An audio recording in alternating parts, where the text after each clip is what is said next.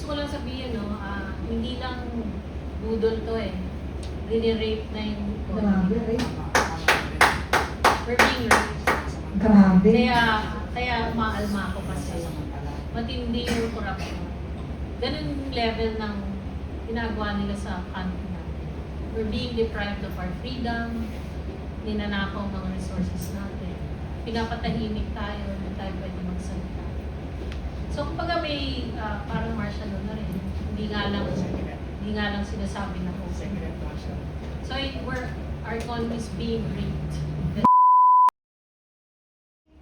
Ramdam ko na ang krisis.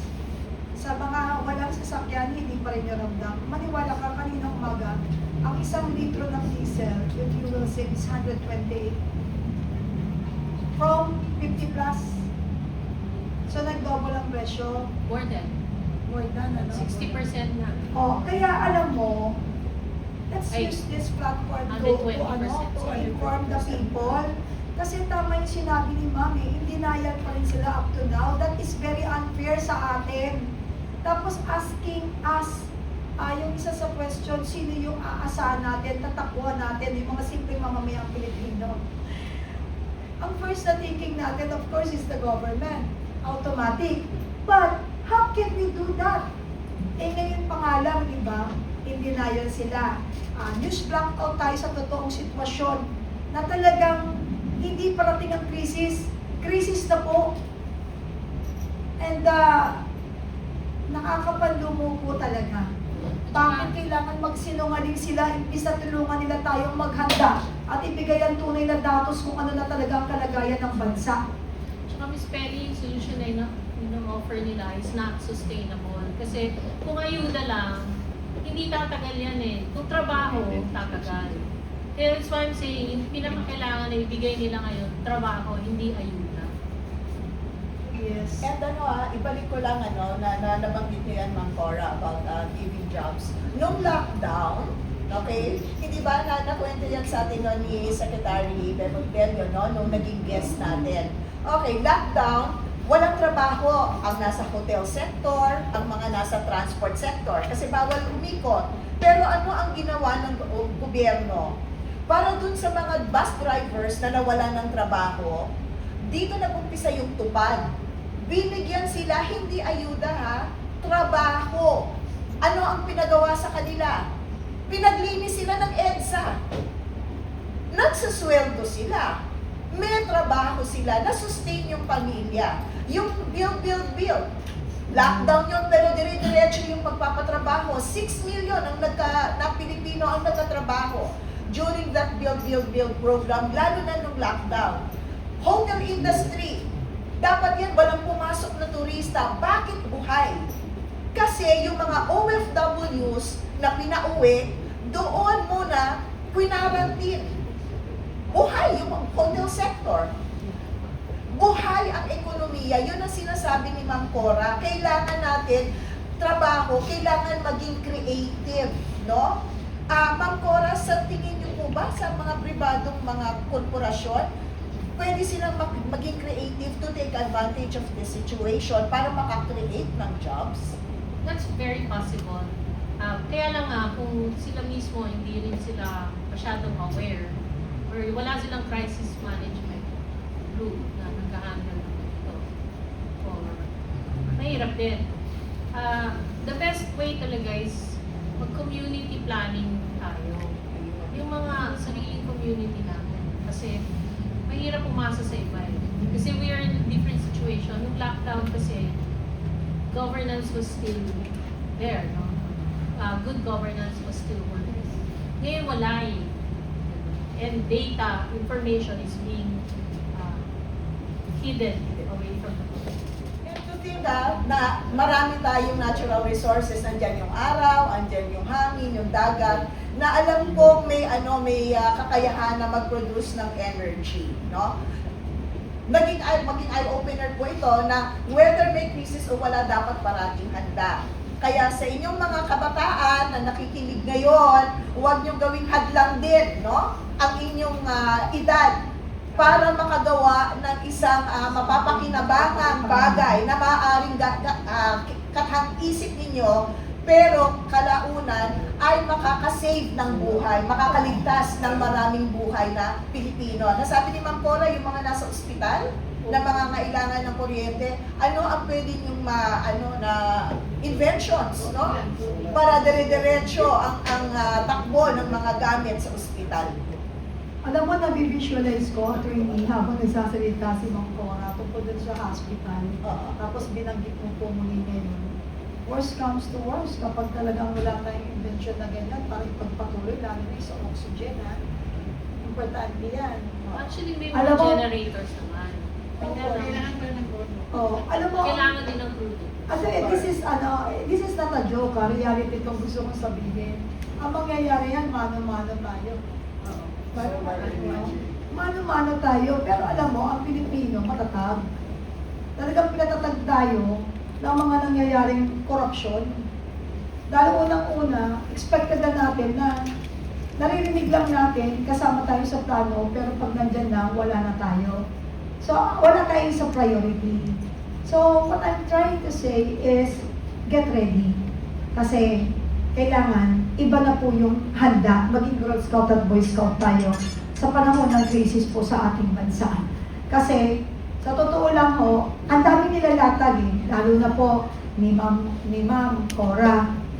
Kung titignan mo, pakikinggan mo, lalo mo lang talagang pinasisidhi talaga na yung ating dating hakang-haka ay tunay palang totoo, na matagal na pala tayo binabalahura.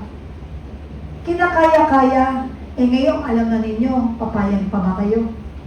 So, Ma'am Cora, talagang nakakatakot, pero biglang-bigla kami dahil bakit kailangan sa sobra-sobrang pera o yaman meron ng Pilipinas, bakit kailangan umantong sa ganitong sitwasyon na pati mga maliliit nating kababayan ay harap-harapang nilulokot ninanakawan? Actually, mayaman ang bansa natin. Kasi we have all the natural resources na kailangan at pwedeng makapagbigay ng sariling yaman. May lupa tayo, may ulan, fertile ang soil natin, meron tayong dito, meron tayong langis. Nasa ilalim pa nga natin. So, tapos ang mga Pilipino masisipag, kaya nga, di ba? Ang Pilipino mismo nag-aangat sa ekonomiya ngayon, hindi yung gobyerno. Ordinaryong Pilipino. So, kung kailangan talaga, humingi na tayo ng accountability sa gobyernong to. Okay? Kasi, kung hindi, lalala pa ng lalala ang sitwasyon. So, maski walang crisis, maski walang oil crisis, lalala talaga yung ekonomiya. Nakikita ko na yun dati pa. Kaya lang, got worse. Lumala dahil nagkaroon ng crisis pa sa langis. At this critical moment, Ma'am Cora, what is the one hard decision government must make now before external crisis exposes the country's weakness? One hard decision. Hard decision. Yes. Step down. Yes.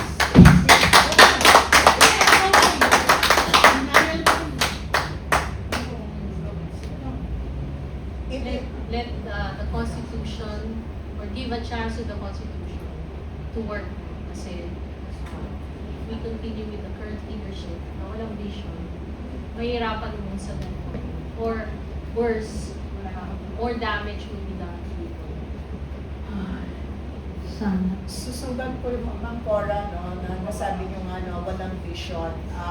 This government, this administration stepped in middle of 2022, it's already 2026. Mga kababayan, mga vloggers natin, si Ma'am Cora is an authority on economy. Hindi yan magsasabi na walang vision kung walang basihan yan. No? So, when she says that that is a hard decision, ibig sabihin, sa 4 na taon na inupo ng administrasyon na ito, walang konkretong plano para sa bansa. Hindi na tila kakayanin sa inaantay pa nating 2 taon. And hindi naman kahihiyan kung bababa.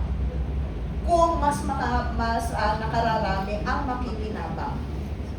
Ito ay boses na ng isang ekonomista. Naway makaabot ito sa ating gobyerno para po mapagnilayan ninyo kung karapat-dapat bang ibigay ninyo itong ginagawa niyong serbisyo ngayon o ipaubaya nyo na sa nasabi ni Ma'am Cora na paigtingin ang ating constitution, pairayan ang ating constitution. Attorney, the answer pala sa atin pong masiging problema sa crisis is just 2 words. Diba? Ano po, sa totoo lang, kinilabutan ako. But if you really love our country, do it or regret. Kasi, sa totoo lang po, sir, talagang naiiyak ako kasi, pero hindi ko pa pwedeng sabing naiiyak ako pero wala akong magawa. Dahil lahat tayo may pagagawa. Yes. Nakita ninyo, kayo na rin po nagsabi. Tinanong kayo kanina, di ba? Sabi ko, ibang klase to. Dahil ang nagtatanong, yung guest panelist. Unang-una, 2 letra, 2 word lang pala magiging solusyon sa problema ng bayang Pilipinas. Sabay-sabay tayo! We will not say sorry or you will be sorry soon. Kasi po, taong bayan na po ang nananawagan, taong bayan na po ang nagdurusa. May krisis po sa ating bansa, huwag ninyong i-deny. Kailangan maging makatotohanan ng lahat ng pagpapahayag natin sa ating mga kababayan. Huwag tayong magbulag-bulagan sa katotohanan at magbingi-bingian sa lahat ng nagiginig natin. Pwede natin itong ibalanse. Kaliwat kanan. Bakit hindi natin ito magawa? Ano ba ang tinatago ninyo? Hindi ba kayo naaawa sa ating mga kababayan? 128 na po ang diesel per liter. Wala pa rin krisis ang Pilipinas. Mga kababayan, today's guest, I'm very thankful and we are so blessed to have her. Ilan pa po bang malutikiya? Ilan pa pong koragidote na nanawagan kami sa mga maalam, sa mga may boses, lumabas na po kayo. Aalin mo ang galing ninyo kung hindi nyo kayang ibuga sa panahon na kailangan na natin ang boses. Sa lahat ng mga vloggers, sinuulit ko po, wala pong susuko. Ang laban po ninyo ay laban natin, laban namin at laban ng sambayanang Pilipino. Maawa na po kayo kung may malasakit kayo sa ating bayan. 2 word lang ang kailangan ninyo gawin. Step down! Gusto ko lang sabihin, hindi lang budol to Rini-rape na yung Grabe, right? We're being raped. Grabe. Kaya umaalma ako kasi matindi yung corruption. Ganun yung level ng ginagawa nila sa country natin. We're being deprived of our freedom, ninanakaw ang mga resources natin, pinapatahimik tayo, hindi tayo pwede magsalita. So kumbaga may parang martial law na rin. Hindi nga lang sinasabi na po. So our economy is being raped. That's Yun the ang right. pinakaano, oo, grabe. Ma'am, sobrang nakakaiyak, I think masakit dahil kinukutsa natin yung ibang bansa na sinasabing they take advantage of us. Diba? Ayaw natin papasukin yung mga banyaga kasi they take advantage of us. Pero napakasakit na sarili mong kababayan ang nangre-rape sa ating mga karapatan. It is even more painful to accept. At mas masakit kasi pinapasweldo pa natin. Yes. Yun yung masakit, hindi ba? Talagang kasokdul-sokdulan na, kumbaga, sa dignidad natin bilang mamamayan ang nangyayari sa atin ngayon.